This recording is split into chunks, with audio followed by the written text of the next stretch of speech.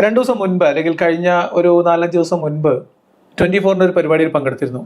അതിൻ്റെ 2 വീഡിയോകളിലായിട്ട് അല്ലെങ്കിൽ 2 പാർട്ടായിട്ട് അതിൻ്റെ വീഡിയോ പുറത്തു വന്നിട്ടുണ്ട്. അപ്പോൾ ആ സമയത്ത് അതിലെ പ്രേത കഥകളുമായി ബന്ധപ്പെട്ട കുറേ കാര്യങ്ങളാണ് സംസാരിച്ചത്. പ്രേതമുണ്ട് എന്നും ഇല്ല എന്നും പറയുന്ന ആൾക്കാർ തമ്മിൽ, അല്ലെങ്കിൽ പ്രേതത്തെ കണ്ടവരും കാണാത്തവരും തമ്മിൽ, പ്രേതത്തിൽ വിശ്വസിക്കുന്നവരും വിശ്വസിക്കാത്തവരും തമ്മിലുള്ള കുറച്ച് സംസാരങ്ങളാണ് അതിനകത്തുണ്ടായത്.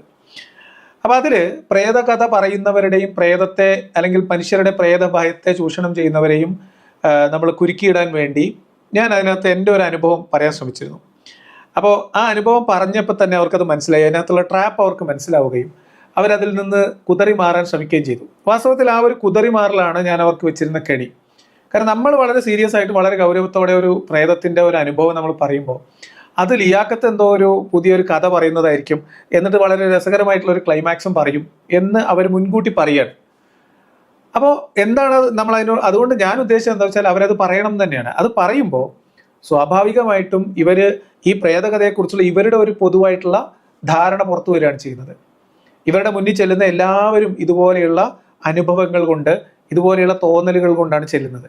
എന്നെ സംബന്ധിച്ച് ഞാൻ അതിൻ്റെ ഒരു അവസാനം വരെ പോവുകയും അത് എന്താ പറയുക പരീക്ഷിച്ചറിയുകയും ചെയ്തതിന് ശേഷം നമുക്ക് ആ പേടി പോയി, നമുക്കത് പ്രശ്നമില്ല. അതേ സമയത്ത് നമ്മൾ അന്ന് പേടിക്കുകയും പിറ്റേ ദിവസം രാവിലെ ഒരു ജോത്സ്യൻ്റെ അടുത്തോ അല്ലെങ്കിൽ ഒരു തങ്ങൾ പാപ്പൻ്റെ അടുത്തോ ഒരു ബീവി താത്തൻ്റെ അടുത്തോ ഒരു അച്ഛൻ്റെ അടുത്തോ ചെന്ന് കഴിഞ്ഞാൽ അവർ പറയും അത് നിങ്ങൾ കണ്ടത് ഇന്ന പ്രേതത്തെയാണ്, അവർ ഇത്ര കാലം മുൻപ് മരിച്ചതാണ്, അവർ നിങ്ങൾ തലനാരിയേക്കാൾ രക്ഷപ്പെട്ടത്, അവരിപ്പോൾ നിങ്ങളെ ദേഹത്ത് കൂടിയിട്ടുണ്ട്, ഇത് നമുക്കൊന്ന് ഒഴിപ്പിക്കണമെങ്കിൽ കുറച്ച് ക്രിയകൾ ചെയ്യണം, ഇതാണ് അവർ ചെയ്യുക. അതേ സമയത്ത് ഞാൻ ഈ കാര്യം പറയുമ്പോൾ അവർ പറയാം ഇല്ല അതൊക്കെ വെറുതെ പറയുന്നതാണ്, അത് ഒരു എന്താ പറയുക രസകരമായിട്ടുള്ള ഒരു ക്ലൈമാക്സിൽ കൊണ്ടെത്തിക്കുമെന്ന്. അപ്പോൾ സ്വാഭാവികമായിട്ട് ഒരു മനുഷ്യനുണ്ടാകുന്ന രസകരമായ ക്ലൈമാക്സിൽ എത്താവുന്ന ഒരു അനുഭവത്തെ ഭയമുള്ളവർ ആ ഭയത്തിന് അടിമപ്പെട്ടാൽ അവരെ ചൂഷണം ചെയ്യുന്ന ആളുകൾ അത് നന്നായിട്ട് ദുരുപയോഗം ചെയ്യും എന്നുള്ളതായിരുന്നു ആ കഥയുടെ സാരാംശം. അപ്പോൾ അതിൽ ആവശ്യ കമ്മിറ്റികൾ പലരും ഒളിഞ്ഞിരുന്ന് ബിലാലിൻ്റെ പണിയെടുക്കുന്ന ചില ആൾക്കാരൊക്കെ ഈ പാലക്കാട് സൈഡിലുണ്ട്. അപ്പോൾ അവരൊക്കെ വലിയ സംഭവമായിട്ട് ഇതിനെ ട്രോളി പോസ്റ്റ് ഇടുകയൊക്കെ ചെയ്യുന്നത് കണ്ടു. രസകരമായ കാര്യം എന്ന് വെച്ചാൽ ഇതിൻ്റെ ബാക്കി ഭാഗം സെക്കൻഡ് പാർട്ട് പിറ്റേ ദിവസം വരാനുണ്ടെന്ന് അവർ മനസ്സിലാക്കാത്തതാണോ എന്തോ. എന്തായാലും അത്തരം ആശ്വാസങ്ങളൊക്കെ കഴിഞ്ഞ സ്ഥിതിക്ക് നമ്മൾ ഇന്ന് സംസാരിക്കുന്നത് ഇസ്ലാമിക പ്രേതം അല്ലെങ്കിൽ ഇസ്ലാമിലെ ഈ ആത്മാവിന് സമമായ ഒരു ഒരു ഒരു സിദ്ധാന്തത്തെക്കുറിച്ചാണ്. ഇസ്ലാമിക കൺസെപ്റ്റ് അനുസരിച്ച് പ്രേതവും പിശാചും ഒന്നുമില്ല. പിശാചിന്റെ പ്രേതമില്ല. നമ്മുടെ നാട്ടിലുള്ള തരത്തിലുള്ള പ്രേതം, അതായത് മരിച്ചവരുടെ ആത്മാക്കൾ ഇങ്ങനെ കറങ്ങിത്തിരിയുന്ന ഏർപ്പാടിനെ അല്ല ഇസ്ലാമിലുള്ളത്. അതേ സമയത്ത് മനുഷ്യന്റെ ഈ പ്രേത ഭൂത അദൃശ്യ ആത്മ സാധനങ്ങളെ ഇസ്ലാമിനെ അവഗണിക്കാനും കഴിയില്ല. കാരണം ദൈവവിശ്വാസത്തിന്റെ മറുപിള്ളയാണ് ഈ പ്രേതവും ജിന്നും ഇബ്ലീസും ശൈത്താനും ഒക്കെ. അപ്പൊ ഇസ്ലാം അതിനെ മറ്റൊരു തരത്തിലാണ് അവതരിപ്പിക്കുന്നത്. പ്രേതം ആയിട്ട്, അതായത് മരിച്ചവന്റെ ആത്മാക്കൾ ഇവിടെ അങ്ങനെ ഗതി കിട്ടാതെ അലിയല്ല ചെയ്യുന്നത്. പകരം ജിന്നു വർഗം എന്ന് പറയുന്ന ഒരു വർഗമുണ്ട്. മനുഷ്യർക്ക് സമമായി മനുഷ്യരോടൊപ്പം തന്നെ ഭൂമിയിൽ ജീവിക്കുന്ന മറ്റൊരു വർഗമാണ് ജിന്ന്. ആ ജിന്നിനെ മനുഷ്യന് സ്വാഭാവികമായിട്ടുള്ള നേത്രങ്ങളാൽ കാണാൻ കഴിയില്ല. ഇതാണ് അവരെ വിശ്വാസം. അപ്പോൾ നമ്മൾ ഈ കാണുന്നതും ഇപ്പോൾ ഇസ്ലാമിന് പുറത്തുള്ള ആളുകൾ, പ്രത്യേകിച്ച് ഹിന്ദു മതത്തിൽ നമ്മുടെ നാടൻ നമ്മുടെ നാട്ടറിവുകളിലുള്ള പ്രേതം പിശാച് എന്നൊക്കെ പറയുന്നത്, അല്ലെങ്കിൽ പ്രേതം എന്ന് പറയുന്നത് ആത്മാവാണ്. മരിച്ച മനുഷ്യന്റെ ആത്മാവ് ഇവിടെ ഗതി കിട്ടാതെ അലയുകയോ അല്ലെങ്കിൽ ഇവിടെ എന്തെങ്കിലും ഒരു കാര്യം പൂർത്തീകരിക്കാൻ വേണ്ടി ഇവിടെ തന്നെ ചുറ്റിത്തിരികയോ സുമതി വളവിൽ നിൽക്കുന്നത് പോലെയുള്ള ചില പരിപാടികളൊക്കെയാണ്. അതേ സമയത്ത് ഇസ്ലാമിന്റെ കണക്കനുസരിച്ച് മരിച്ചവൻ നേരെ അങ്ങോട്ട് പോകും, ബർസഖിലേക്ക് പോകും. പിന്നെ ഇവിടെ നമ്മൾക്ക് ഇതിന് സമമായിട്ടുണ്ടാവുന്ന ഈ കാര്യങ്ങൾ, അപ്പോൾ പ്രേതം മറ്റൊരാളുടെ ശരീരത്തിൽ കയറൂല ഇസ്ലാമിന്റെ കൺസെപ്റ്റിൽ, പക്ഷെ ജിന്ന് കയറും. അതായത് നമ്മുടെ നാട്ടിലുള്ള ഈ പറയപ്പെടുന്ന ഹിന്ദു മതവിശ്വാസം അനുസരിച്ച് ക്രിസ്തു മതത്തിലും ഈ പറയുന്ന പ്രേതബാധ ഉണ്ടോ എന്നുള്ള കാര്യത്തിൽ എനിക്ക് സംശയമുണ്ട്. കാരണം ആത്മാവ് ഇവിടെ നിൽക്കില്ല എന്നുള്ളത് തന്നെയാണ് ക്രിസ്തു മതവിശ്വാസം എന്നാണ് ഞാൻ മനസ്സിലാക്കുന്നത്. അപ്പോൾ ഇവരുടെ ഈ ഹിന്ദു മതത്തിൽ നമ്മളെ പൊതുവിൽ കേട്ട് പരിചയമുള്ള സിനിമാ കഥകളിലൊക്കെ പറയുന്ന നോവലുകളിലും കഥകളിലും കേൾക്കുന്ന പ്രേതം ജീവിച്ചിരിക്കുന്ന ഒരാളുടെ ശരീരത്തിലേക്ക് കയറുകയും ഡ്യുവൽ പേഴ്സണാലിറ്റി കാണിക്കുക, അങ്ങനത്തെ കാര്യങ്ങളൊക്കെ ചെയ്യുന്നത് ഇസ്ലാമിൽ ശരിയല്ല. അപ്പോൾ അതുകൊണ്ട് ഇസ്ലാം അത്തരം കേസുകളിൽ പറയുന്ന ഒരു കഥയാണ് ജിന്ന്. അപ്പോൾ ഈ ജിന്നുമായി ബന്ധപ്പെട്ട കഥകളാണ് നമ്മൾ ഇന്ന് പറയുന്നത്. എന്താണ് ജിന്ന് എന്ന് വെച്ചാൽ മനുഷ്യനെ പോലെ തന്നെ മറ്റൊരു ജീവിവർഗമാണ് ജിന്നുകൾ. ജിന്നിനെ തീയുടെ നാളത്തിൽ നിന്ന് സൃഷ്ടിച്ചു എന്നാണ്. അപ്പോൾ അതിനെ നമുക്ക് പെട്ടെന്ന് നഗ്നനേത്രങ്ങൾ കൊണ്ട് കാണാൻ കഴിയില്ല.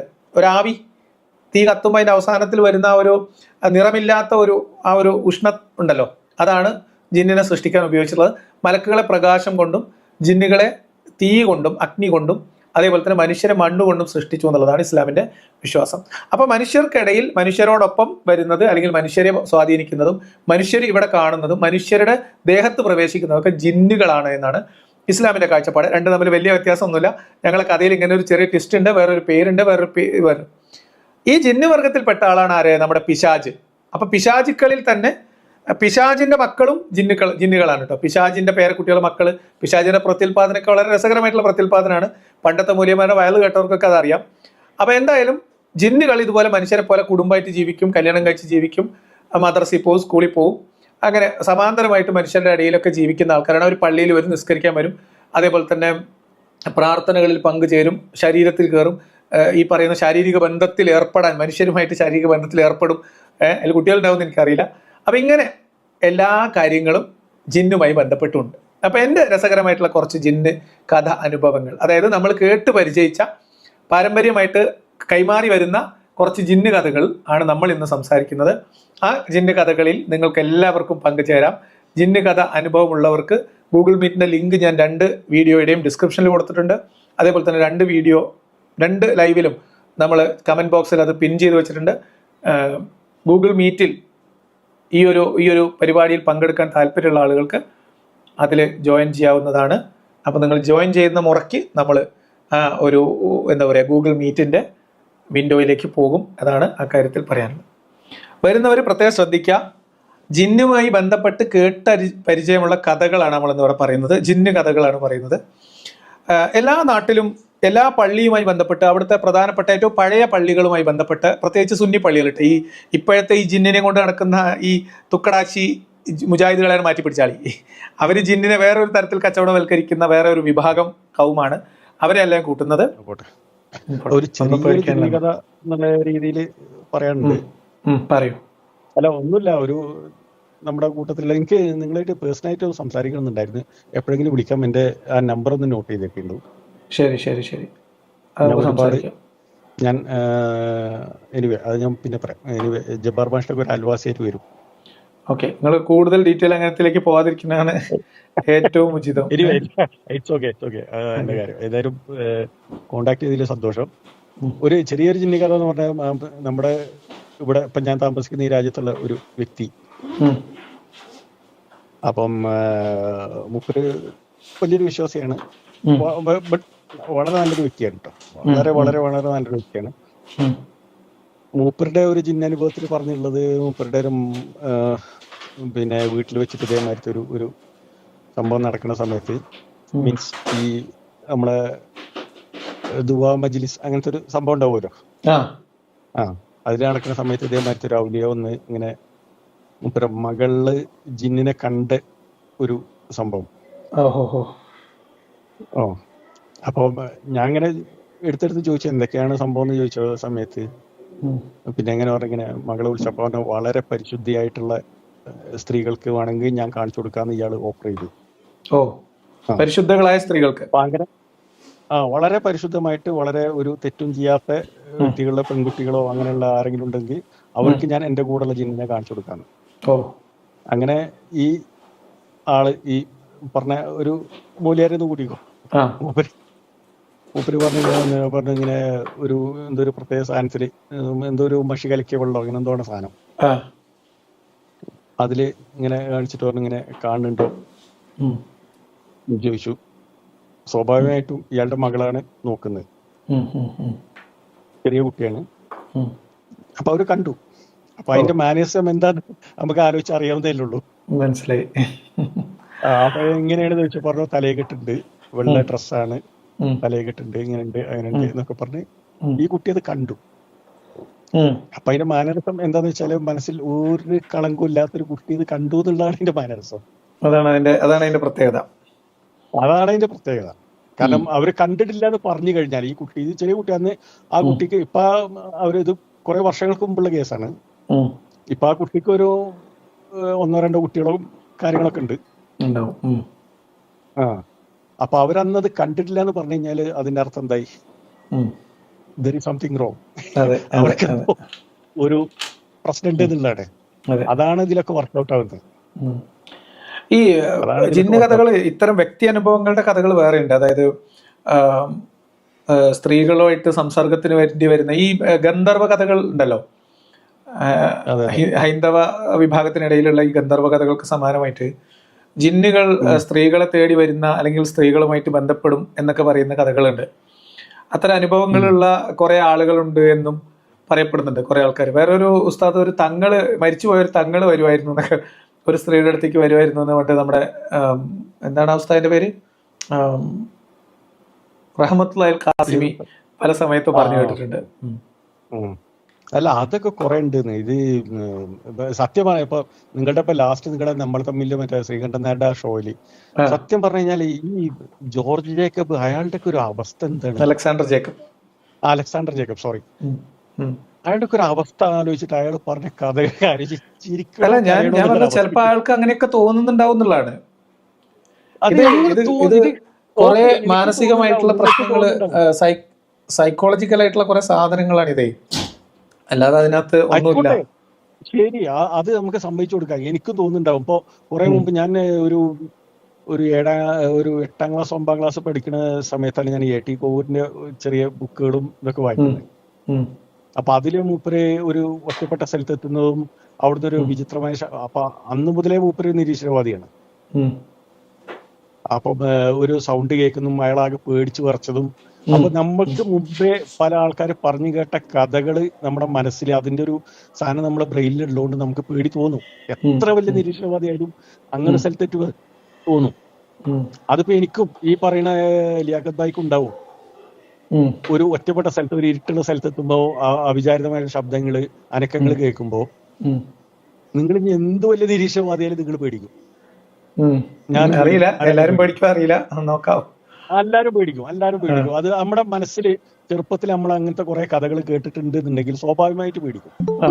അതിന്റെ എഫക്ട് ചിലപ്പോൾ ഉണ്ടാവും. അതിന്റെ ഒരു ലോജിക് ഒന്നും വർക്ക് ചെയ്യില്ല. അവിടെ ലോജിക് ഒന്നും വർക്ക് ചെയ്യില്ല. നമ്മള് സർവൈവിംഗ് എന്നുള്ള ഒരു മോഡ് മാത്രമേ വർക്ക് ചെയ്യുള്ളൂ. അപ്പൊ നമ്മള് പേടിക്കും, ചിലപ്പോൾ ഓടിന്നൊക്കെ വരും. പക്ഷെ ഇതൊരു പൊതുവേദിയിൽ ഇത്ര വലിയൊരു സാഹസിന് മുമ്പിൽ ഒരു ഏഷ്യാനെറ്റ് പോലെയുള്ള അല്ലെങ്കിൽ അങ്ങനെയുള്ള ഒരു ഇതില് ലക്ഷക്കണക്കിന് കോടിക്കണക്കിന് ആൾക്കാർ കാണുന്ന ഒരു ഇതില് പറയണമെന്നുണ്ടെങ്കിൽ അതിലൊരു ആഭാര തൊലിക്കന്നെ വേണം. എനിക്കതേ പറയുള്ളൂ. ഹലോ, കേൾക്കുന്നുണ്ട്? ഇല്ല, അല്ല ഞാൻ പറയാം, അങ്ങനെ ഒരു വേദിയിൽ വെച്ചിട്ട് ഇത് ഇത്ര വിശദീകരിച്ച് പറയണമെന്നുണ്ടെങ്കിൽ അദ്ദേഹത്തിന്റെ ഒക്കെ ഒരു ഈ പറഞ്ഞ പോലെ വിദ്യാഭ്യാസം ഒന്നല്ല ഇതിനൊന്നും അടിസ്ഥാനം. വിദ്യാഭ്യാസമൊന്നും യാതൊരു ബന്ധമില്ല, ഒരു ബന്ധമില്ല കേട്ടോ, സത്യം. അതിന്റെ ഒരു ടോപ്പ് എക്സാമ്പിൾ ആണ് ഇദ്ദേഹം, നമ്മുടെ മുൻ DGP. വല്ലാത്തൊരു സംഭവം. അതെ, അത് വിജൃംഭിച്ചു പോയി. അതെ, വല്ലാത്തൊരു ലൈഫ്. അത് വല്ലാത്തൊരു കഥയാണ്. ഓക്കെ, ശരി. രസകരമായിട്ടുള്ള വേറൊരു ജിന്ന കഥ എൻ്റെ ഓർമ്മയിൽ വരുന്നത്, ഈ പള്ളികളില് സാധാരണഗതിയില് ഈ പഴയ തറവാട്ട് പള്ളികൾ എന്നൊക്കെ പറയാവുന്ന പഴയ പള്ളികളാവുമ്പോൾ അകത്തെ പള്ളി, പുറത്തെ പള്ളി, അല്ലെങ്കിൽ പള്ളീൻ്റെ താഴേരം, അങ്ങനെയൊക്കെ പറയുന്ന കുറേ സ്ഥലങ്ങളുണ്ടാവും. അപ്പോൾ അവിടങ്ങളിൽ കിടന്നുറങ്ങുന്ന ആളുകൾക്ക്, അതേപോലെ തന്നെ വഴിയാത്രക്കാർ അവിടെ കിടന്നുറങ്ങുമ്പോൾ ഇവിടെ ഒരു സമയം കഴിഞ്ഞാൽ പിന്നെ ജിന്നുകളുടേതായിട്ടുള്ള ചില പ്രദേശങ്ങൾ പള്ളികളിൽ ഉണ്ടാവും എന്നാണ് പണ്ടൊക്കെ നമ്മൾ പറഞ്ഞു കേട്ടിട്ടുള്ള കഥ. അപ്പോൾ അതേപോലെ തന്നെ അവിടെ ഒരു രാത്രി ഒരു 12 മണി 11 മണിക്കൊക്കെ ശേഷം രാത്രി ഒറ്റപ്പെട്ട ആരെങ്കിലുമൊക്കെ നിസ്കരിക്കാൻ വേണ്ടിയിട്ട് പള്ളിക്കകത്ത് കയറി കഴിഞ്ഞാൽ ഒരാൾ നിന്ന് നിസ്കരിക്കുന്ന സമയത്ത് പുറകിൽ ഹൗലിൽ അംഗശുദ്ധി വരുത്താനുള്ള ടാങ്കിൽ, അങ്ങനെ പറയാം. അപ്പോൾ ഹൗലിൽ ഉളു എടുക്കുന്ന ശബ്ദം, പിന്നെ വെള്ളത്തിൻ്റെ ശബ്ദവും, അത് കഴിഞ്ഞാൽ ആളുകൾ പുറകിൽ വന്ന് ആളുകൾ നിൽക്കുകയും പിന്നെ ഈ നിസ്കാരത്തിൽ ഫാത്തിഹ ഓതി അവസാനം ഗൈറിൽ മഗ്ലൂബി അലൈഹിം വലദ്ദാലീൻ എന്ന് പറയുമ്പോൾ കൂട്ടമായിട്ട് പുറകിൽ നിന്ന് ആമീൻ വിളി കേൾക്കുന്നതും, അത് കഴിഞ്ഞ് തിരിച്ചു വരുന്ന സമയത്ത് ആരെയും കാണാതിരിക്കുന്നതായിട്ടുള്ള കഥ. ഇതെല്ലാ നാട്ടിലും ആ കാലത്ത് പ്രചാരത്തിലുള്ള കഥയാണ്. ഇപ്പോൾ അത്തരം കഥകളുണ്ടോ എനിക്കറിയില്ല. എന്നാൽ ഒരു കാലത്ത് എല്ലാ പള്ളികളുമായി ബന്ധപ്പെടുത്തിയിട്ടും, എല്ലാ പള്ളികളും മീൻസ് ഞാൻ ഈ നേരത്തെ പറഞ്ഞ കാറ്റഗറിയിലുള്ള പള്ളികളുമായി ബന്ധപ്പെട്ട് സാമാന്യനെ എല്ലാവരും പറഞ്ഞിരുന്ന കഥകളിൽ പെട്ട ഒരു കഥയാണ് ഈ പറയുന്ന നിസ്കാരവുമായി ബന്ധപ്പെട്ട്. നിസ്കരിക്കാൻ വേണ്ടി പള്ളി കയറിയപ്പോൾ ആളുകൾക്ക് പുറകിൽ ഉമൂമുകളായിട്ട് ആളുകൾ വന്ന് നിൽക്കുന്നതും കൂട്ടമായി നിസ്കരിക്കുന്നതുമായിട്ടുള്ള കഥകൾ. അപ്പോൾ അതൊരു കഥയാണ്. അത്തരം കഥകൾ ഇഷ്ടംപോലെ ഉണ്ട്. അതേപോലെ തന്നെ ഈ എന്താ പറയുക, പള്ളിയിൽ ഞാൻ ചെറുപ്പത്തിൽ കേട്ടിട്ടുള്ള ഒരു കഥയാണ്. പള്ളിയിൽ രാത്രി സെക്കൻഡ് ഷോ ഒക്കെ കഴിഞ്ഞ് നടന്നു വന്ന് തളർന്ന ഒരാൾ പള്ളിയിൽ കയറി കിടന്നുറങ്ങി. അപ്പം ഈ പറഞ്ഞ ജിന്നുകളുടെ പ്രദേശത്താണ് ഇവർ കടന്നത്. അങ്ങനെ കിടന്നപ്പോൾ ഇയാൾ എടുത്ത് ഈ പള്ളിക്കാട്ടിലേക്ക് ഒരു ഏറ് വെച്ച് കൊടുത്തു എന്നുള്ളൊരു കഥ. ഇങ്ങനത്തെ കഥകളൊക്കെ നിരവധിയായിട്ട് പല പള്ളികളുമായി ബന്ധപ്പെട്ട് പറഞ്ഞു കേട്ടിട്ടുള്ള കഥകളാണ്. അതേപോലെ ഇപ്പം എന്നോട് നേരിട്ട് ചില ആൾക്കാർ പറഞ്ഞിട്ടുള്ള കഥ, അപ്പം എൻ്റെ രക്തബന്ധത്തിൽ തന്നെയുള്ള ഒന്ന് രണ്ട് ആളുകൾ പറഞ്ഞ കഥ, ഇവര് നടത്തിയിട്ടുള്ള ഒരു പരീക്ഷണം, ഈ ജിന്നുകളുണ്ട് എന്ന് ഉസ്താദുമാർ പറയുമ്പോൾ വിശ്വാസമില്ലാത്ത കുട്ടികൾക്ക് വേണ്ടി ഉസ്താദുമാർ കൊടുക്കുന്ന ഒരു ടാസ്ക്, അങ്ങനെ ഇവർ ജിന്നുണ്ട് എന്ന് മനസ്സിലാക്കിയ കാര്യമൊക്കെ പറഞ്ഞു കേട്ടിട്ടുണ്ട്. അതായത് ഒരു പള്ളിയിലെ ഒരു പർട്ടിക്കുലർ സ്ഥലത്ത് ഒരു തൂണിന്റെ ഇപ്പുറത്തെ സൈഡിലേക്ക് കിടക്കരുത് എന്ന് പറയും. രാത്രി ദർസിൽ നിൽക്കുന്ന ആളുകൾ, രാത്രി അവിടെ പള്ളിയിൽ താമസിക്കുന്ന ആൾക്കാർ. അപ്പൊ ജിന്നിന്റെ പ്രദേശമാണെന്ന് പറഞ്ഞാൽ അത് വിശ്വാസമില്ലാത്ത ആളുകൾക്ക് അത് പരീക്ഷിക്കാൻ വേണ്ടിയിട്ട് അവിടെ കിടന്നു നോക്കാൻ പറഞ്ഞു. അവർ കിടന്നു നോക്കിയാൽ പിറ്റേ എങ്ങനെ കിടന്നാലും ഇവര് തൊട്ടപ്പുറത്തുള്ള രണ്ടാമത്തെ തൂണിന്റെ അപ്പുറത്ത് പോയിട്ടാണ് രാവിലെ ഉണരുന്നത് എന്നാണ് ആ കഥ. പല ആളുകൾ മാറി മാറി കിടന്നു നോക്കിയിട്ടും ഇവർ ഇത്തരം അനുഭവങ്ങൾ അനുഭവിച്ചിട്ടുണ്ട് എന്നൊക്കെ അവർ പറയും. ഇതേ സ്ഥലത്ത് വേറൊരാൾ എന്താ പറയുക, ഈ പള്ളിയിലോട്ട് എടുത്തെറിഞ്ഞു എന്ന് പറയുന്നതും ഇതുപോലെയുള്ള ചില പ്രത്യേകം സ്ഥലങ്ങളിലാണ്. അപ്പൊ അത്തരം കഥകളുള്ളവരാണ് എന്ന് വരേണ്ടത്. നമ്മൾ ജിന്നുമായി ബന്ധപ്പെട്ട കഥകൾ പറയാനും കേൾക്കാനുമാണ് ഇരിക്കുന്നത്. എൻ്റെ ഈ മതനിരാസം ആളുകൾ എനിക്ക് മതവിശ്വാസം ഇല്ല എന്ന് അറിയുന്നതിൽ ജിന്നിന്റെ കഥയ്ക്ക് ഒരു പങ്കുണ്ട്. അത് ഞാനൊരു സുഹൃത്തുമായിട്ട് ഒരുമിച്ചിരുന്ന് സംസാരിക്കുന്ന സമയത്ത് ആ സുഹൃത്തിന്റെ വീടിന് തൊട്ടടുത്ത് ഒരു പള്ളിയുടെ കോമ്പൗണ്ട് ഉണ്ട്. അപ്പൊ അവിടെ ഖബർസ്ഥാനാണ്. അപ്പൊ ആ ഖബർസ്ഥാനിൽ നിരവധി ആളുകൾ അവിടെ ജിന്നിനെ കണ്ട അനുഭവം പറഞ്ഞിട്ടുണ്ട് എന്ന് ഇദ്ദേഹം എന്നോട് പറയാണ്. അപ്പൊ ആ സമയത്ത് ഞാൻ ഈ ജിന്ന് എന്ന് പറയുന്ന ഈ വിശ്വാസവും ഇതിന്റെ യുക്തിരാഹിത്യവും ഒക്കെ സംസാരിച്ചപ്പോൾ പുള്ളിക്ക് തോന്നിയൊരു ഡൗട്ടാണ്, എനിക്ക് വിശ്വാസം പൂർണ്ണമായിട്ട് നഷ്ടപ്പെട്ടോ എന്ന ഒരു എന്താ പറയുക, ഒരു ശ്രദ്ധ മറ്റു അടുത്ത ബന്ധുക്കളിലേക്കൊക്കെ ഇത് സ്പ്രെഡ് ആവാനുള്ള കാരണം അതിന്റെ കാരണം എന്ന് വെച്ചാൽ, ജിന്നിൽ വിശ്വസിക്കാത്തവൻ ദൈവത്തിൽ വിശ്വസിക്കാത്തവനാണ്. ദൈവത്തിൽ വിശ്വസിക്കുമ്പോൾ മലക്കിലും ജിന്നിലൊക്കെ വിശ്വസിക്കണം. നമുക്ക് ദൈവത്തിൽ മാത്രമായിട്ട് ഇസ്ലാമിൽ വിശ്വസിക്കാൻ പറ്റില്ല. ഈമാൻ കാര്യങ്ങളുടെ ഭാഗമല്ലെങ്കിലും ജിന്നുമായി ബന്ധപ്പെട്ട വിശ്വാസം ഖുർആാനികമാണ്. ഖുർആാനിൽ ജിന്നും ഇൻസും എന്ന് പറയുന്നതിനെ ചേർത്ത് പറയാറുണ്ട്, മനുഷ്യരും ജിന്നുകളും. അപ്പൊ ജിന്നുകള് എന്ന് പറയുന്നത് ഒരു അന്ധവിശ്വാസമാണ്. ഇത് പ്രേതകഥ പോലെ ഭൂതകഥ പോലെ അതൊക്കെ വെറുതെ മനസ്സിന്റെ തോന്നലാണ് എന്നൊക്കെ പറഞ്ഞു കഴിഞ്ഞാൽ ഇസ്ലാമിൽ പറ്റൂല. മറ്റു സ്ഥലത്ത് നിങ്ങൾക്ക് പ്രേതബാധ ഒഴിപ്പിക്കാം, പ്രേതത്തെക്കുറിച്ചുള്ള കഥകൾ പറയുമ്പോൾ അത് മനുഷ്യന്റെ തോന്നലായിരിക്കാം, മാനസിക പ്രയാസമായിരിക്കാം എന്ന ഓപ്ഷൻസ് ഒക്കെ എടുക്കാം. പക്ഷെ ഇസ്ലാമിലേക്ക് വന്ന് നമ്മൾ ജിന്നിലേക്ക് വരുമ്പോൾ അവിടെ ഈ ഓപ്ഷൻ ഒന്നും സ്വീകാര്യമല്ല. കാരണം ഇസ്ലാമിലെ ജിന്ന് എന്ന് പറഞ്ഞാൽ ഖുർആൻ കൊണ്ട് സ്ഥിരപ്പെട്ടതാണ്.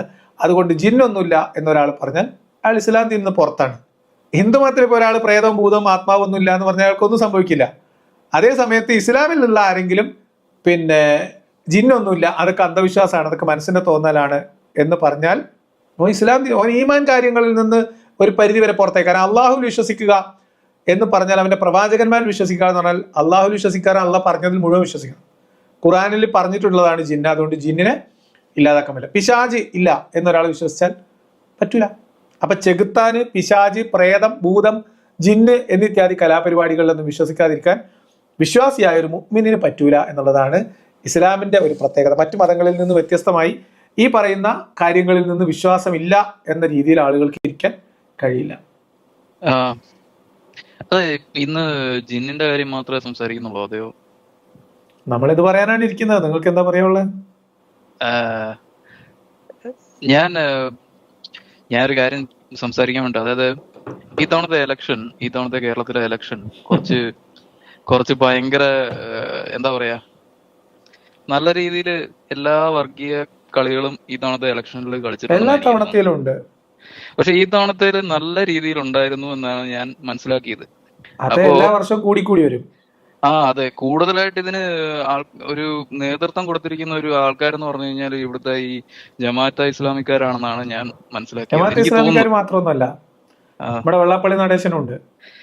അല്ല, ഞാൻ പറഞ്ഞത് വെള്ളാപ്പള്ളി നടേശൻ വേറൊരു ഭാഗത്ത്. ഞാൻ പറഞ്ഞത് എല്ലാ ഭാഗത്തും ഉണ്ടെന്ന്, എല്ലാത്തിലും ഇതിന്റെ ആളുകളുണ്ട്, എല്ലാവരും ഇതിന്റെ മുൻകൈ എടുക്കുന്നുണ്ട്. എല്ലാ ഭാഗത്തും ഉണ്ട് എന്നുള്ളതിന്റെ അകത്ത് തർക്കമൊന്നുമില്ല. ഞാൻ അക്കാര്യത്തിൽ എനിക്കൊരു തർക്കവുമില്ല. പക്ഷെ ഞാൻ പറയുന്നത്, ഇപ്പം ലിയാഖത്തിന്റെ ഒരു ഏരിയ ആണല്ലോ ഇതിനെപ്പറ്റി സംസാരിക്കുക എന്നുള്ളത്. ഈ വർഗീയതയെ പറ്റി കൂടുതലായിട്ട് ലിയാഖത്ത് കോൺസെൻട്രേറ്റ് ചെയ്തിരിക്കുന്നത് ഞാൻ മനസ്സിലാക്കിയിടത്തോളം ഈ ഇസ്ലാമുമായിട്ട് ബന്ധപ്പെട്ട. ഇസ്ലാമിനെ കുറിച്ച് മാത്രമേ പറയുള്ളൂ എന്നുള്ള ഒരു പിടിവാശി എനിക്കില്ല. ഞാൻ പിടിവാശി ഉണ്ടെന്നും പറയുന്നില്ല, അങ്ങനെ എനിക്ക് അതും ഇല്ല. ഇപ്പൊ ലിയാഖത്ത് ഇഷ്ടമുള്ളതിനെ പറ്റി പറയും. പക്ഷെ ലിയാഖത്തിന് കൂടുതൽ അറിയാവുന്ന ഒരു കാര്യമാണല്ലോ. അപ്പൊ എനിക്ക് ലിയാഖത്ത് കൂടുതലായിട്ട് ഈ ജമാഅത്തെ ഇസ്ലാമി ഒന്ന് കൈകാര്യം ചെയ്യണമെന്ന് ഞാൻ ജമാഅത്തെ ആഗ്രഹിക്കുന്നുണ്ട്. ഇസ്ലാമിയെ കുറിച്ച് വളരെ വിശദമായിട്ട് ഞാൻ ഒന്നിലധികം വീഡിയോകൾ ചെയ്തിട്ടുണ്ട്. എന്ന് മാത്രമല്ല, ഈ ജമാഅത്തെ ഇസ്ലാമി എന്ന് പറയുന്നത്, ഞാൻ മുസ്ലിം ലീഗിനെ മുജാഹിദ് ലീഗ് എന്ന് വിളിക്കുന്ന ആളാണ്. മുജാഹിദ് എന്ന് പറഞ്ഞാൽ ഇവിടുത്തെ സലഫി ലീഗാണത്. മുസ്ലിം ലീഗ് പൊതുവിൽ മുസ്ലിം എന്ന പേര് ഉപയോഗിക്കുമ്പോൾ പോലും അത് ഇവിടുത്തെ പൊളിറ്റിക്കൽ സലഫി വിഭാഗത്തിന്റെ കയ്യിലുള്ള ഒരു പാർട്ടിയാണ്. അതൊക്കെ ഞാൻ വർഷങ്ങളായിട്ട് നിരന്തരമായിട്ട് പറഞ്ഞുകൊണ്ടിരിക്കുന്നതാണ്. പക്ഷെ അവര് മുസ്ലിം ലീഗ് എന്ന് പറയുന്ന ഇവിടുത്തെ ഒരു പൊതു മുസ്ലിം പാർട്ടി ആയിട്ടാണ് നിൽക്കുന്നത്. വാസ്തവത്തിൽ അങ്ങനെയല്ല, അത് പൊളിറ്റിക്കൽ ഇസ്ലാമിന്റെ വക്താക്കൾ തന്നെയാണ് അതിന്റെ നേതൃത്വത്തിലുള്ളത്. അവർ ഈ പാണക്കാട്ടെ തങ്ങന്മാരെ അതിന്റെ നേതൃത്വത്തിൽ വെക്കുന്നത് ഈ സലഫി ആശയധാരയിലുള്ള ആളുകൾക്ക് കേരളത്തിൽ അത്ര സ്വീകാര്യതയില്ല. അതുകൊണ്ട് ഇവിടുത്തെ പൊതു പരമ്പരാഗത മുസ്ലിങ്ങളെ കൂടെ നിർത്താൻ വേണ്ടിയിട്ട് ഈ തങ്ങൾ എന്ന് പറയുന്ന പ്രവാചകന്റെ മകളുടെ മകന്റെ പരമ്പരയിലുള്ളവരാണ് എന്ന് പറയുന്ന ഒരു റെസ്പെക്ട് അവർക്കുണ്ട്. അപ്പൊ അതുകൊണ്ട് അവരെ ആ ഒരു സെന്റിമെന്റ്സ് ഉപയോഗിക്കുന്ന ഒരു പാർട്ടിയാണ്. ഈ നമ്മൾ കേരളത്തിലെ രാഷ്ട്രീയ പ്രവർത്തനം അല്ലെങ്കിൽ കേരളത്തിലെ ഇലക്ഷൻ മാത്രമല്ല, ഇന്ത്യയിൽ കുറച്ച് അധികം കാലങ്ങളായിട്ട് വർഗീയത, ജാതി, മതം തന്നെയാണ് പ്രധാനമായിട്ട് ഇലക്ഷനുകൾ കൺട്രോൾ ചെയ്യുന്നത്, ഇലക്ഷൻ സ്ട്രാറ്റജികൾ സെറ്റ് ചെയ്യുന്നത്. അത് ജമാഅത്തെ ഇസ്ലാമി ഒക്കെ അതിനകത്തൊരു ഒരു ചെറിയ പ്ലെയറാണ്. ഇവിടുത്തെ ഹിന്ദുത്വ പാർട്ടികൾ, ഇപ്പൊ BJP ഒക്കെ അതിന്റെ ഏറ്റവും പ്രധാനപ്പെട്ട ഗുണഭോക്താവായിട്ട് വർഗീയത മാത്രം കൈമുതലാക്കിയിട്ടുള്ള ഒരു പാർട്ടിയാണ് BJP. അവരാണ് ഇന്ത്യ ഭരിക്കുന്നത്. ഈ BJPയും ഈ ജമാഅത്തെ ഇസ്ലാമിയും തമ്മിലൊക്കെ ഒരു ഇങ്ങനെ വർഗീയ പാർട്ടികൾ തമ്മില് അതിന്റെ മേൽത്തട്ടിലൊരു അന്തർധാര ഉണ്ടെന്നൊക്കെ പറയുന്നത് തീർച്ചയായിട്ടും ഉണ്ടാവും.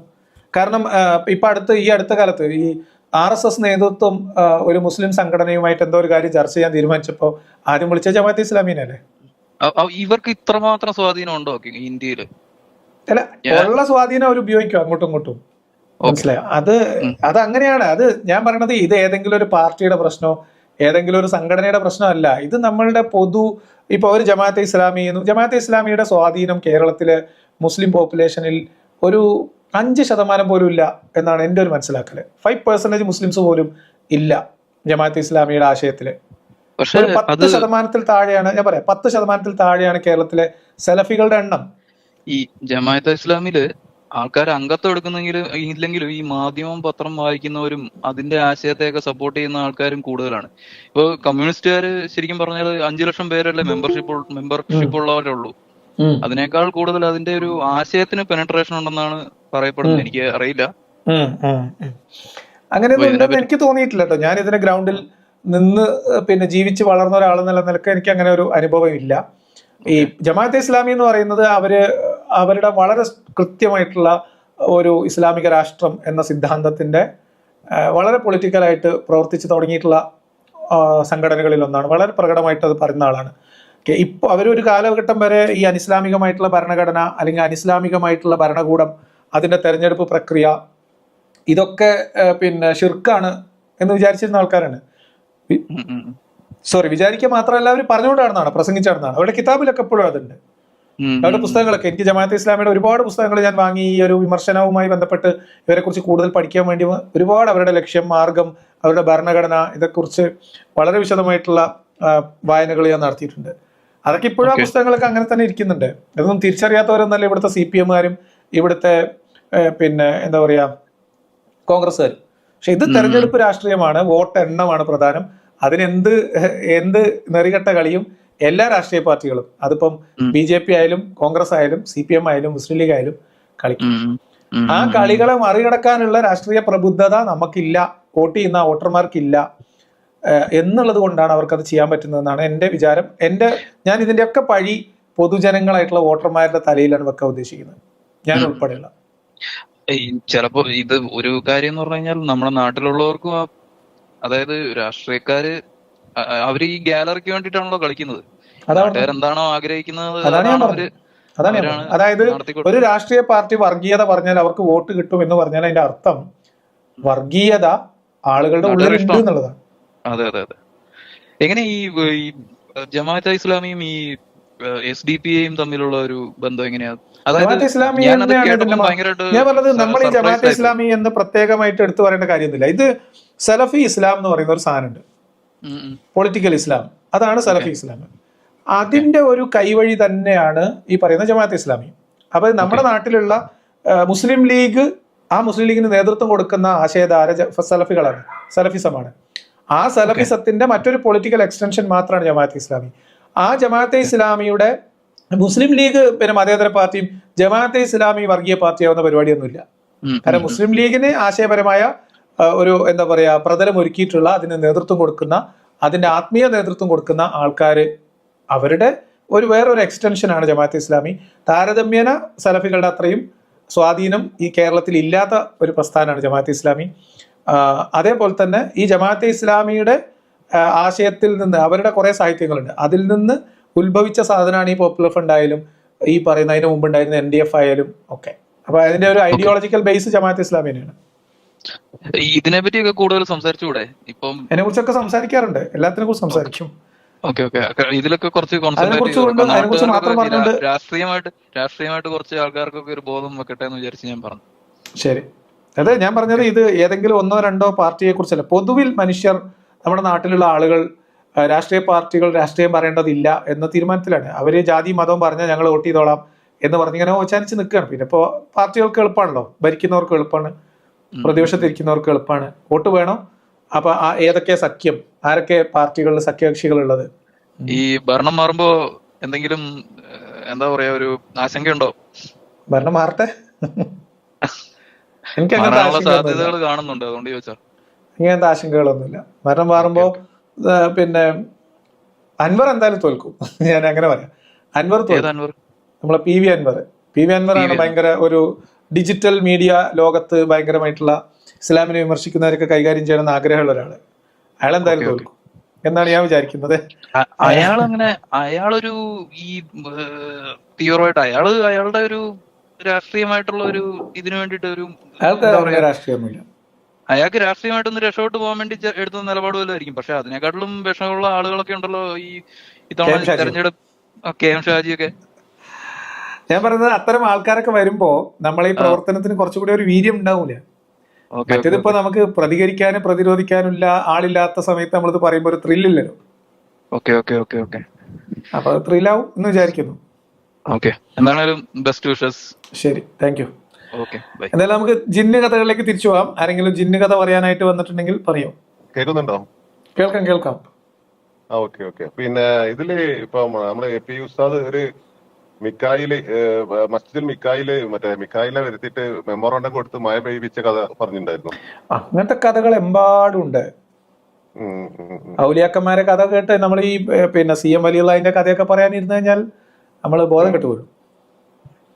അതൊക്കെ വെച്ച് നോക്കുമ്പോ നമ്മള് അലക്സാണ്ടർ ജേക്കബ് ഒന്നുമല്ല. അതാണ്. അത് മാത്രല്ല ഇവര് ഈ മിഡിൽ ഈസ്റ്റിലൊന്നും ഇങ്ങനെ മലക്കുകളെ വിളിച്ചിട്ട് മെമ്മോറാണ്ടം കൊടുക്കുന്ന കഥ ഒന്നും മിഡിൽ ഈസ്റ്റിലെ ആൾക്കാർ പറഞ്ഞു നടക്കാറില്ല. ഇപ്പൊ ഇവിടെയുള്ള ഈ നമ്മളിപ്പം ഈ അറബികളാണെങ്കിൽ പോലും ഇവര് ഈ ഷെയ്ത്താൻ എന്നൊരു പറയാറുണ്ട്. പക്ഷെ ഈ ജിന്നിന്റെ കഥ അതുമാതിരി ജിന്നിനെ ഒഴിപ്പിക്കുക. അല്ല, അത് നമ്മുടെ മുജാഹിദുകൾ, നമ്മുടെ നാട്ടിലുള്ള ഈ സലഫികൾ ഉണ്ടല്ലോ, ഈ വിസ്ഡം ഇസ്ലാമിക്കിന്റെ ഈ ബാസിൽ കൂട്ടര്, മുജാഹിദ് ബാലുശ്ശേരി കൂട്ടര്, ഫൈസൽ മൗലവി, ഇവരൊക്കെ ഈ ജിന്നിന്റെ ആൾക്കാരാണ്. ഇവരൊക്കെ ജിന്ന് ഒഴിപ്പിക്കല്, ജിന്ന് മനുഷ്യന്റെ ശരീരത്തിൽ കയറുമെന്നും അതിനെ ഒഴിപ്പിക്കാൻ പറ്റുമെന്നും അതിന് ചികിത്സയും ഒക്കെ നടത്തുന്ന ആൾക്കാരാണ് അവന്മാര്. ഭൂലോക തട്ടിപ്പ് തരികളെ നടത്തുന്ന ആൾക്കാരാണ് ഈ വിസ്ഡം മുജാഹിദുകൾ. അതുകൊണ്ട് അവർക്ക് മുജാഹിദുകളുടെ ഇടയിൽ ജിന്നൂരികൾ എന്നൊരു പേര് തന്നെ ഉണ്ട്. അത് ഈ നമ്മുടെ നാട്ടിലെ സുന്നികളും മുജാഹിദുകളൊക്കെ ഇങ്ങനത്തെ ഒരു ബിസിനസ് ചെയ്യുന്ന ആൾക്കാർ. നേരെ മറിച്ച് അറബികളെ ഞാൻ നോക്കിയിട്ട് അറബികളൊക്കെ ഉണ്ട്. അത് നമുക്ക് വിസിബിൾ ആവാത്തോണ്ടാണ് ഇതിന്റെ ഒക്കെ അണ്ടർഗ്രൗണ്ടിൽ ഈ സാധനം വർക്ക് ചെയ്യുന്നുണ്ട്. അവിടുത്തെ ജിന്നൊഴിപ്പിക്കൽ നിങ്ങള് അറബ് നാട്ടിലെ സൗദി അറേബ്യയിലും UAE ഒക്കെ ഇവന്മാര് ഈ സലഫികള് ജിന്നൊഴിപ്പിക്കുന്ന വീഡിയോകൾ ഉണ്ടെങ്കിൽ ഞെട്ടിപ്പോവും. അത്ര ഭീകരമായിട്ട് ഒഴിപ്പിക്കും. പ്രത്യക്ഷത്തിൽ കണ്ടില്ല. അത് പറഞ്ഞ് ശരിക്കും ഇതില് ഇവർക്ക് ഈ ഇങ്ങനെ ഒഴിപ്പിക്കാൻ പറ്റാത്ത സംഭവം വരുമ്പോഴേ, അല്ലെങ്കിൽ ഇവർ ഈ മന്ത്രവാദം ചെയ്യുന്ന സംഭവം വരുമ്പോഴേ, അത് നടപ്പിലായില്ലെങ്കിൽ ആ വാങ്ങിച്ച പൈസ തിരിച്ചു കൊടുക്കാനുള്ള സംവിധാനം ഗവൺമെന്റ് ഒരുക്കണ്ടേ ശരിക്കും? ഇല്ല, അപ്പൊ അതിനൊക്കെ അവർക്ക് പരിഹാരം വേറെ ആയിക്കാരം. അവർ ഒഴിപ്പിക്കാൻ കഴിഞ്ഞില്ലെങ്കിൽ ജിന്ന് കയറിയ ആളാണ് മരിക്കലായിരിക്കും, അതുവരെ ഒഴിപ്പിച്ചോണ്ടിരിക്കൂല. അല്ല, അവരിപ്പോ മന്ത്രിച്ചു കൂതിയിട്ട് ഇപ്പൊ പനി മാറിയില്ലല്ലോ, നീ സംഭവം മാറിയിട്ടില്ല എന്നിട്ട് ഇവര് മന്ത്രവാദനൊക്കെ ക്യാഷ് മേടിക്കണ്ടല്ലോ. ഇപ്പൊ ജനങ്ങളെ ക്യാഷ് കിട്ടൂലല്ലോ ജനങ്ങൾക്ക്. പോലെ പറയും മന്ത്രിച്ചൂതല് ഞങ്ങളെ പണി, ആശുപത്രിക്ക് പോലെ നിങ്ങളെ പണി എന്നാ പറയാ. ഇത് ദൈവത്തിന്റെ കാര്യമാകുമ്പോ ദൈവം വിചാരിച്ചാലേ കിട്ടുള്ളൂ. ബൽക്ക് ഇത് ദൈവത്തിനോട് ഇടനില നിൽക്കാനല്ലേ പറ്റുള്ളൂ. പക്ഷെ അതിന് പൈസ വാങ്ങിക്കാൻ പറ്റുമോ എന്നുള്ളതാണ് ചോദ്യം. കാരണം ഇവരിത് ആത്മീയ ചൂഷണമല്ലേ ചെയ്യുന്നത്. ഇത് ഗവൺമെന്റ് അല്ലേ ഇതിന് നടപടി എടുക്കേണ്ടത്. ഇങ്ങനെ ജനങ്ങളെ ഫണ്ട് പറ്റിച്ച് ചെയ്യാണ്ടല്ലേ ഇതൊക്കെ ചെയ്യുന്നത്. അന്ധവിശ്വാസ നിരോധന നിയമം വേണ്ടതാണ്. പക്ഷെ അതിന്റെ പ്രശ്നം എന്താ വെച്ചാൽ ഈ അന്ധവിശ്വാസ നിരോധന നിയമം വരുമ്പോ അത് വിശ്വാസത്തമ്മ തട്ടും എന്നുള്ള ബേജാറാണ് പാർട്ടികൾക്കും ഗവൺമെന്റിനും അണികൾക്കും എല്ലാവർക്കും. കാരണം അന്ധവിശ്വാസവും വിശ്വാസം തമ്മിൽ നമ്മൾ നോക്കുമ്പോൾ വലിയ വ്യത്യാസമൊന്നുമില്ല. രണ്ടും ഒന്ന് തന്നെയാണ്. അന്ധവിശ്വാസം അതിന്റെ തൊലി ഇങ്ങനെ എടുത്തെടുത്തെടുത്ത് പോയ ഉള്ളി തൊലി കളയുന്ന പോലെ ആയിരിക്കും. രണ്ടും ഒന്ന് തന്നെയാണ് ശരിക്കും. രണ്ടും ഒരു സാധനം. രണ്ടും ഒരു വോട്ട് ബാങ്ക് ഉള്ളതുകൊണ്ടായിരിക്കാം ഒരു പക്ഷെ പേടിച്ചിട്ട്. ഒരു നമ്മുടെ നാട്ടിൽ അങ്ങനെയാണല്ലോ സംഭവം. അതെ, മതമാകുന്ന സവാളയുടെ ഉണങ്ങിയ തൊലി മാത്രമാണ് അന്ധവിശ്വാസം, ബാക്കിയൊക്കെ വിശ്വാസമാണ്. നാളെ വിശ്വാസവും ശരിക്കും പണ്ടൊരു ഒരാൾ പറഞ്ഞാൽ വിശ്വാസവും ശരിക്കും അന്ധവിശ്വാസം തന്നെയാണ്. കാരണം ഒന്ന് ദൈവവിശ്വാസമാണ് ഏറ്റവും എല്ലാ അന്ധവിശ്വാസങ്ങളുടെ അടിസ്ഥാനം.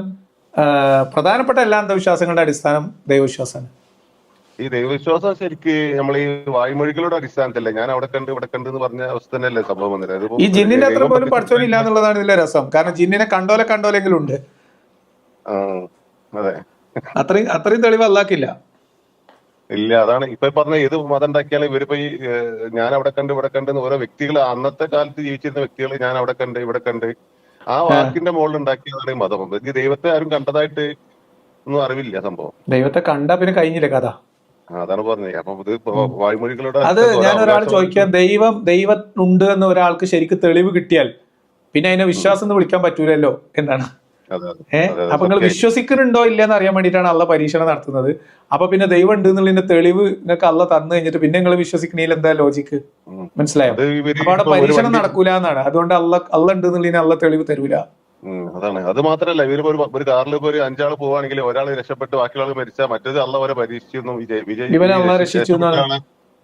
രക്ഷപ്പെട്ട ആൾ അള്ളാഹു രക്ഷപ്പെടുത്തി എന്നും പറയും ഇവര്. ഇതിനാണ് ഒരു കരുണാമയം എന്ന് പറയുന്നത് ഈ പരിപാടിക്ക്. എനിവേ ആയിക്കോട്ടെ, ഓക്കെ, ആയിക്കോട്ടെ, താങ്ക് യു. ജിന്നിനെ കുറിച്ച് ഞാൻ പറഞ്ഞ കുറെ കഥകളുണ്ട്. പിന്നെ ഈ ഞങ്ങളുടെ നാട്ടിലുള്ള വളരെ ഫേമസ് ആയിട്ടുള്ള ഒരു ജിന്ന് കഥ ഉണ്ട് കേട്ടോ. നമ്മുടെ നാട്ടില് കല്യാണക്കാപ്പ് എന്ന് പറയുന്ന സ്ഥലപ്പേരുണ്ട്. അത് ആ പ്രദേശത്ത് വന്ന ആൾക്കാർക്കൊക്കെ അറിയാം. അപ്പോൾ ആ ഭാഗവുമായി ആ സ്ഥലത്തിന് അങ്ങനെ ഒരു പേര് വരാനുള്ള ഒരു കാരണത്തെക്കുറിച്ച് ഞാൻ ചെറുപ്പത്തിലൊരു കഥ കേട്ടിട്ടുണ്ട്. ആ കഥയൊക്കെ പറയാം. എന്ന് പറയുന്നു, കല്യാണക്കാപ്പ് മണ്ണാർക്കാട് പരിസരത്തുള്ള ആരെങ്കിലും ഇവിടെ ഇതിലുണ്ടെങ്കിൽ ജസ്റ്റ് ഒന്ന് കയ്യോ കാലോ തലയോ പൊക്കി പുറത്തിടും. നമുക്ക് കല്യാണക്കാപ്പിന്റെ കഥ പറയാം. വിശ്വാസികൾ വരൂല, വിശ്വാസികൾ മറിഞ്ഞിരുന്നിട്ടുള്ള ചിരി മാത്രമേ ഉണ്ടാവുള്ളൂ. വിശ്വാസികൾക്ക് നേരത്തെ കല്യാണക്കാപ്പ് അറിയാം. യെസ് ശ്രീകൃഷ്ണപുരം. അങ്ങനെ വരട്ടെ കല്യാണക്കാപ്പിന്റെ കഥ നമുക്ക് പറയാം. ഈ കല്യാണക്കാപ്പ് എന്നുള്ള പേര് എല്ലാവരും കേട്ടിട്ടുണ്ടാവും. അതായത് മണ്ണാർക്കാട് ടൗണിൽ നിന്ന് അലനല്ലൂർ വഴിക്ക് പോകുന്ന മൈലാമ്പാടം അലനല്ലൂരൊക്കെ പോകാൻ വേണ്ടി പോകുന്ന സമയത്ത് കുമരംപുത്തൂറിനടുത്തുള്ള ഒരു സ്ഥലമാണ് കല്യാണക്കാപ്പ്. കുമരംപുത്തൂർ കഴിഞ്ഞിട്ട് അരിയൂർ എത്തുന്നതിന് മുൻപുള്ള ഒരു കുന്നാണ് ശരിക്കും ഈ കല്യാണക്കാപ്പ് എന്ന് പറയുന്നത്. ഒരു ചെറിയ പാടം കഴിഞ്ഞ് ഒരു ചെറിയ കുന്ന് കയറി അതിന് താഴെ വീണ്ടും ഒരു പാടവും ഒരു തോടും ഒക്കെ ആയിട്ടുള്ള ഒരു ഗ്രാമപ്രദേശമാണ് കല്യാണക്കാപ്പ്. പണ്ട് കാലത്ത് എൻ്റെ ചെറുപ്പത്തിലൊക്കെ കല്യാണക്കാപ്പ് എന്ന് പറഞ്ഞാൽ വളരെ വിജനമായിട്ടുള്ള ഒരു പറമ്പാണ്. അവിടെ അധികം ആളുകളോ താമസമോ വീടോ അങ്ങനെയൊന്നുമില്ല. അപ്പോൾ എന്നോട് പണ്ട് എനിക്ക് ചെറുപ്പത്തിൽ പറഞ്ഞു തന്നൊരു കഥ, കല്യാണക്കാപ്പിന് എങ്ങനെയാണ് ആ പേര് വന്നത്, അവിടെ വളരെ രസകരമായിട്ടുള്ള ഒരു കഥയുണ്ട്. പിന്നെ അതേപോലെ അവിടെ വട്ടമ്പലം എന്ന് പറഞ്ഞൊരു അമ്പലമുണ്ട്. ആ അമ്പലത്തിലേക്കുള്ള പോക്കുവരവിന്റെ സ്ഥലത്ത് ഈ പറയുന്ന നിരവധി ആളുകൾ പ്രേതത്തെയും പിശാചിനെയും കണ്ട കഥകൾ അവിടെ ഉണ്ട്. പക്ഷെ കല്യാണക്കാപ്പ് കുറച്ചുകൂടി ഒരു മുസ്ലിം ടച്ചുള്ള കഥയാണ് അതിനകത്തുള്ളത്. അപ്പോൾ വാസ്തവത്തിൽ ഈ വട്ടമ്പലത്തുനിന്ന് ഈ പറയുന്ന കോഴിക്കോട് പാലക്കാട് മെയിൻ റൂട്ടിൽ നിന്ന് കോഴിക്കോട് മേലാറ്റൂര് പാണ്ടിക്കാട് ആ റൂട്ടിലേക്കുള്ള ചെറിയൊരു ഒരു കണക്ഷൻ റോഡാണ്, ഒരു ബൈ റോഡാണ്. ആ റോഡ് ചെല്ലുന്ന സ്ഥലമാണ് കല്യാണക്കാപ്പ് ഇപ്പോൾ. അപ്പോൾ ഈ കല്യാണക്കാപ്പിൽ ഒരു കഥ പറഞ്ഞു കേട്ടിട്ടുള്ളത്, പണ്ട് അത് വളരെ വിജനമായിട്ടുള്ളൊരു പറമ്പായിരുന്നു. അപ്പോൾ ഒരിക്കൽ പണ്ട് കാലത്ത് ഒരാളിങ്ങനെ, അപ്പം എന്നോട് തന്നെ പറയുന്നത് എൻ്റെ ചെറുപ്പത്തിലാണ്. അപ്പം അതിൻ്റെ മുമ്പ് കുറേ പണ്ട് കേട്ടോ, പണ്ട് അങ്ങനെ ഒരാൾ കച്ചവടം എന്തോ ചെയ്ത് കുറേ ദീർഘദൂര യാത്ര നടന്നിട്ടാണ് അന്ന് യാത്ര. അപ്പം അങ്ങനെ നടന്ന് അദ്ദേഹം കല്യാണക്കാപ്പ് എന്ന് പറഞ്ഞാൽ ആ പ്രദേശത്തേക്ക് എത്തി ഏകദേശം. അപ്പോൾ രാത്രി ഒരുപാട് വൈകി, രാത്രി 10-11 മണി കഴിഞ്ഞ് 12 മണിയോട് അടുത്ത സമയമാണെന്ന് പറഞ്ഞു. അപ്പോൾ ആ സമയത്ത് അങ്ങനെ വന്ന് അയാളങ്ങനെ യാത്രാക്ഷീണമുണ്ട്, രാത്രിയായി. അപ്പോൾ എവിടെയെങ്കിലുമൊക്കെ ഒന്ന് റെസ്റ്റ് എടുത്തിട്ട് ഇനി മുന്നോട്ട് പോകണം. അപ്പം അങ്ങനെ ഈ ഒരു കൊടും കാടുള്ള ഈ ഒഴിഞ്ഞ പ്രദേശം, ഒരു പറമ്പ്, ആ ഭാഗത്തെത്തിയപ്പോൾ അവിടെ വലിയൊരു പന്തലും പിന്നെ കല്യാണത്തിൻ്റെതായിട്ടുള്ള ഒരു ആഘോഷത്തിൻ്റെ ഒരു സംഭവം കണ്ടു. അപ്പോൾ ആൾ വിചാരിച്ചു ഈ പ്രാദേശികമായിട്ടുള്ള ഏതെങ്കിലും വീടുകളോ അതുമായിട്ട് ബന്ധപ്പെട്ട എന്തെങ്കിലും പരിപാടിയോ ആഘോഷമൊക്കെ ആയിരിക്കും എന്ന് വിചാരിച്ചു. നേരെ അയാൾ അവിടെ ചെന്നു ആളുകൾ പിന്നെ അതിന്റെ കവാടത്തിലുണ്ടായിരുന്ന ആളുകൾ അവരെ ആനയിച്ച് ഉള്ളിലോട്ട് സ്വാഗതം ചെയ്ത് കൊണ്ടുപോയി. അങ്ങനെ ഭക്ഷണം കഴിക്കാൻ ആവശ്യപ്പെട്ടു. അവിടെ ഭക്ഷണം കഴിച്ചു. അപ്പോൾ ഭയങ്കര കല്യാണത്തിന്റെ ആഘോഷം നടക്കുകയാണ്. അപ്പൊ അങ്ങനെ ചെന്ന് ഭക്ഷണമൊക്കെ കഴിച്ചു. ഭക്ഷണം കഴിച്ചപ്പോൾ ആളോട് ഈ അവിടെ ഉണ്ടായിരുന്ന ആളുകൾ ചോദിച്ചു, അല്ല ഇനിയിപ്പോൾ ഈ രാത്രിയിൽ എങ്ങോട്ടാ യാത്ര? അപ്പോൾ പുള്ളി പറഞ്ഞ കുറച്ച് ദൂരെയാണ്, ഞാൻ യാത്ര പോകണം. അപ്പോൾ അവർ പറഞ്ഞു, എന്നാൽ പിന്നെ ഇന്ന് രാത്രി ഇവിടെ കിടന്നിട്ട് രാവിലെ പോയാൽ പോരെ, ഇനിയും ഈ രാത്രിയിൽ യാത്ര വേണോ എന്ന് ചോദിച്ചപ്പോൾ അയാളും ഇത് ആഗ്രഹിച്ച് നിൽക്കുകയാണല്ലോ. അപ്പം അങ്ങനെ അവിടെ താമസിക്കാൻ അയാൾ തീരുമാനിച്ചു. അപ്പോൾ അയാൾ പറഞ്ഞു, എൻ്റെ കയ്യിലൊരു പൊതിയുണ്ട്, അപ്പോൾ ഇത് കുറച്ച് എനിക്ക് അത്യാവശ്യമുള്ള കുറച്ച് പൈസയും സാധനങ്ങളൊക്കെയാണ്, അപ്പോൾ അത് ഞാൻ എങ്ങനെയാ? അപ്പോൾ ഒരാൾ അവിടുന്ന്, അത് ഞങ്ങൾ സൂക്ഷിച്ചോളാം, നിങ്ങൾ രാവിലെ പോകുമ്പോൾ തരാം, ഒന്നും പേടിക്കണ്ട, നിങ്ങൾ ധൈര്യമായിട്ട് കിടന്നുറങ്ങിക്കോളൂ എന്ന് പറഞ്ഞു. അങ്ങനെ ഇയാൾ അവിടെ കിടന്നുറങ്ങി. രാവിലെ എഴുന്നേറ്റപ്പോൾ ഇയാൾ ഒരു പറമ്പിലാണ് കിടന്നുറങ്ങുന്നത്. ആരുമില്ല, ചുറ്റും പൊന്തക്കാടും ചെറിയ കുറ്റി ചെടികളും ഒക്കെ ആയിട്ടുള്ള ഒരു കാട്ടിനകത്ത് ഇയാൾ കിടന്നുറങ്ങുന്നതാണ് അയാളുടെ അനുഭവം. അപ്പോൾ ഇയാൾ രാവിലെ ആകെ ബേജാറായി, പ്രശ്നമായി. അപ്പോൾ അയാൾ പരിസരത്തു കൂടെയൊക്കെ നടന്നു. അവിടെ അടുത്തുള്ള ഒരു സ്ഥലത്ത് എത്തിപ്പെട്ടു. ആളുകളോട് സംസാരിച്ചപ്പോൾ ഇന്നൊരാളെ പോയി കണ്ടാൽ മതി, അയാൾ ഇതിന് പരിഹാരം പറഞ്ഞുതരും എന്ന് പറഞ്ഞിട്ട് ഒരാളെ കാണാൻ പോയി.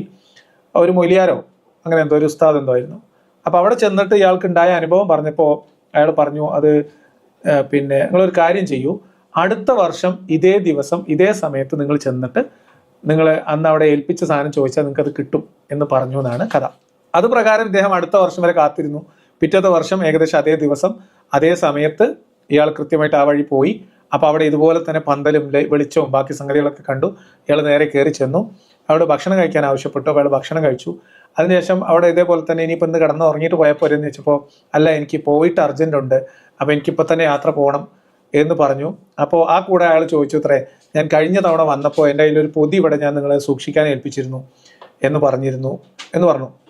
അപ്പോൾ ഒരാൾ പറഞ്ഞു, അന്ന് നിങ്ങൾ ഇവിടെ നിൽക്കൂ, ഞാനിപ്പോൾ വരാമെന്ന് പറഞ്ഞാൽ അയാൾ അകത്തോട്ട് പോയി. വന്നിട്ട് ഇയാൾ അന്ന് ഏൽപ്പിച്ച ആ പൊതിയൊക്കെ അതുപോലെ തന്നെ ഇയാളെ തിരിച്ചേൽപ്പിച്ചു. അങ്ങനെ ഇയാൾ അയാൾ ആ പൊതിയും വാങ്ങിപ്പോയി എന്നൊരു കഥയുണ്ട്. അപ്പോൾ ഇത് ജിന്നുകളുടെ കല്യാണം എല്ലാ വർഷവും നടക്കുന്ന ഗംഭീരമായിട്ടുള്ള ഒരു കല്യാണം നടന്നിരുന്ന ഒരു പ്രദേശമാണ്. ആ ജിന്ന് കല്യാണത്തിലാണ് ഇയാൾ ചെന്ന് കൂടിയിട്ടുള്ളത്. അപ്പോൾ എല്ലാ വർഷവും ഒരേ വർഷത്തിൽ ഒരേ ദിവസത്തിൽ ഗംഭീരമായിട്ടുള്ള ജിന്നുകളുടെ കല്യാണം നടക്കുന്ന ഒരു പ്രദേശമായിരുന്നു അത്ര അത്. അങ്ങനെയാണ് കല്യാണക്കാപ്പ് എന്ന് അതിന് പേര് വന്നത് എന്ന് ആ കാലത്തിട്ട് ചെറിയ പ്രായത്തിൽ നമ്മൾ കേട്ട ഒരു കഥയാണ്. അപ്പോൾ ജിന്നുകളുടെ കല്യാണവുമായി ബന്ധപ്പെട്ട കഥയാണ് ഞാൻ പറഞ്ഞത്. അപ്പോൾ ഇങ്ങനത്തെ കഥകൾ, രസകരമായിട്ടുള്ള കഥകൾ ഉണ്ടെങ്കിൽ നിങ്ങൾ വരൂ, നമുക്ക് സംസാരിക്കാം. ബ്രദറെ, എനിക്ക് ജിന്നിന്റെ കഥയല്ല, ഒരു അനുഭവം ഉണ്ടായിട്ടുണ്ട്, അത് ഞാൻ പറയാം. പറഞ്ഞോളൂ. ഇവിടെ ഞാൻ ഓർത്തത്, ഞങ്ങൾ താമസിക്കുന്നത് കർണാടകയിലാണ്.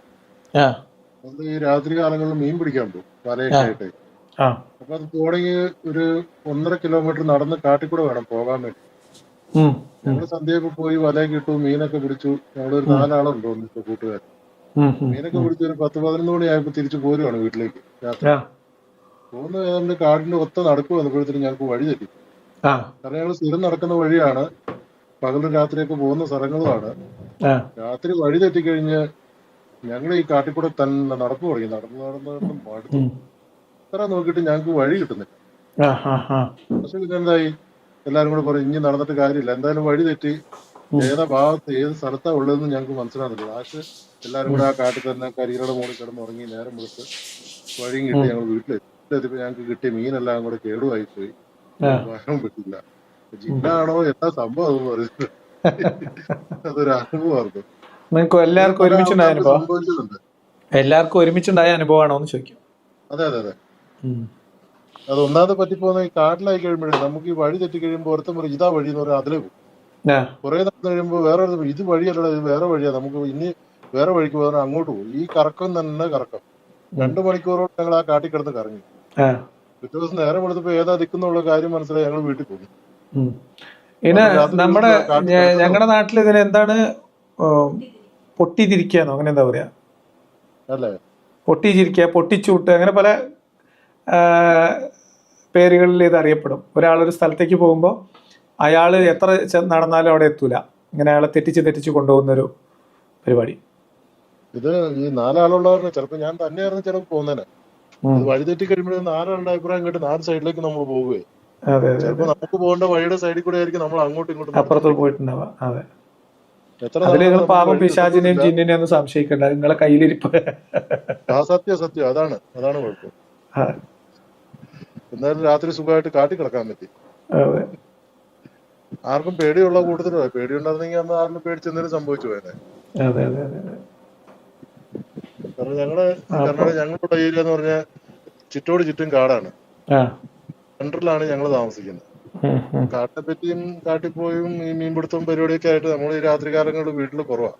ഉം, ഉം, അങ്ങനെ പേടിയില്ല ആർക്കും. ഉം. വഴി തെറ്റിന്നുള്ള മനസ്സിലായി, ഇനിയിപ്പോ നടന്നിട്ടും കാര്യമില്ല. എത്ര നേരം എന്ന് അപ്പൊ പറഞ്ഞാൽ നമുക്ക് ഇനി എവിടെയെങ്കിലും കിടക്കാം, എന്നിട്ട് രാവിലെ പോകാൻ തീരുമാനിച്ചു. അത്ര തന്നെ. അങ്ങനെ രസമായ ഒരു അനുഭവം ഉണ്ടായി. ഉണ്ടായിട്ടുണ്ട്. ഓക്കെ, എന്തായാലും വേറെ കുറെ ജിന്ന് കഥ പറയാനുള്ള ആളുകളൊന്നും കാണുന്നില്ലാത്തതുകൊണ്ട് നമ്മൾ പതിയെ ഇന്നത്തേക്ക് അവസാനിപ്പിക്കാമെന്ന് വിചാരിക്കുന്നു.